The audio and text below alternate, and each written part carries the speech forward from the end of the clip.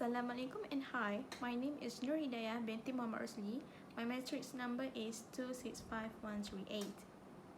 Before I start, let me give you guys a short briefing about tourism. What is tourism? Tourism is a movement of people from one place to another place and staying outside their usual environment for not more than one consecutive years.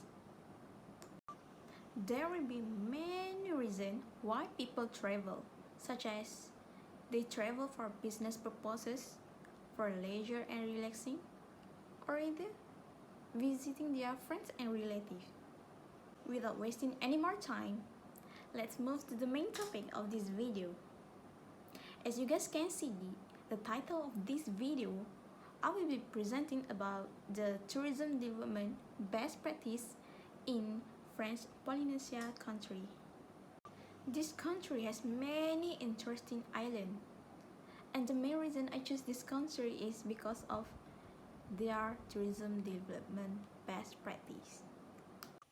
French Polynesia is located in the middle of South Pacific Ocean and consists of 118 islands, which is separated into 5 archipelagos, which is first is society.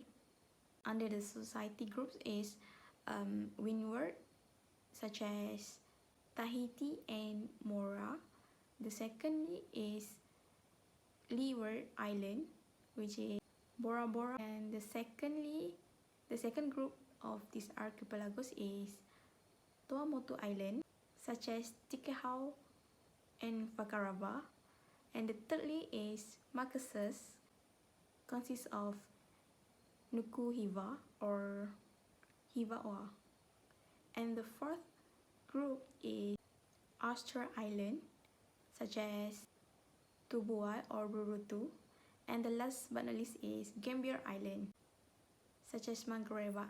For your information, French Polynesia is the country that is out of its country, and it is an overseas collectivist of France. Tahiti's name was used to represent the French Polynesia, as it is the main and the largest island of this country. The process of forming and sustaining a tourist sector in a specific place is known as tourism development.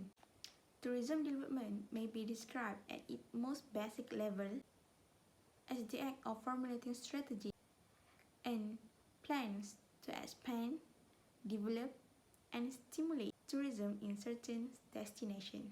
Tourism industry in French Polynesia was begun in 1961 as International Airport in Tahiti was established. With the build of airport in Tahiti, tourists can easily access to visit this destination, and the total arrival of tourists keep increasing and has been exceeded 80,000 total of tourist arrival by 1974. However, it became a slump in tourism due to the restricted air access and few hotel rooms. Following to the slump of the tourism industry because of limited access in this country and a sheer large number of visitors from all over the world, the new administration in 1982 recognized the importance of tourism sector in the economy and attempt to encourage its growth. With the support from the government, hotel construction increased dramatically and hotel development began to extend surrounding the island. It is to ensure that the tourists can get an adequate facility and hotel rooms when they travel to French Polynesia. In addition, tourism industry became a main contributor to the economy of this country after the military sector dropped following with the stop of nuclear testing in 1996. Before that, military sector also contribute to the economy of the French Polynesia country. As the French Polynesia country was isolated from other land countries, it required an airline to access this place, as it is totally depending on air transportation to bring the visitors to this place. As you know, tourism product is a combination of goods and services that you can get from transportation, accommodation, food and beverage, and many more. Therefore, it is crucial to have this product in order to develop the tourism industry. For example, in this country, water and air transportation play a vital role to provide adequate access to the visitors. Other than that, hotel also crucial to the tourists, as the tourists will stay in the hotel room as they travel far from their usual place, even it is just for a night. Therefore, the development of hotels in French Polynesia were extended surrounding the island to provide an adequate facility and hotel rooms to the visitors.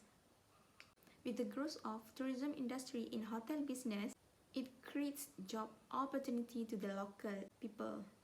However, it is hard for the local people to compete with the international business as they lack of infrastructure, lack of trained employee, and other resources.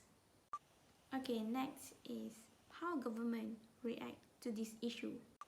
Government of French Polynesia intervenes to alleviate an unfavorable competition between multinational hotel and local pensioners. For example, in Fakarawa, there is one large hotel owned by German and other 11 small pensions owned by local.